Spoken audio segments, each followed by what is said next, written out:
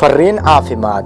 cudurka corona waa khatar caafimaad oo caalami ah iminkana ku sii faafaya dalkeena Soomaaliya. ma ogtahay in aad yareyn karto halista aad ugu jirto in uu cudurka kugu dhaco iyo siyaabaha uu ku faafo. coronavirus waxa uu ku faafi karaa dhibcaha ka yimaada neef-mareenka kuwaasi oo ah dareere ka soo bixi kara afka ama sanka markii aan qufacno amaba aan hindhisno. sida awgeed waxaa muhiim ah in aanu ka fogaano qof kasta oo hindhisaya, qufacaya ama leh calaamadaha hargabka oo kale.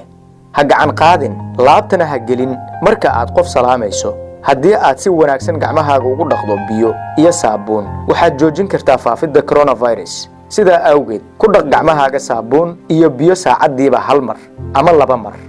gacmahaaga ha ku taaban sanka ama afka. haddii aad qufacaysana ku qufac safaleeti ama adiga oo adeegsanaya cududaada.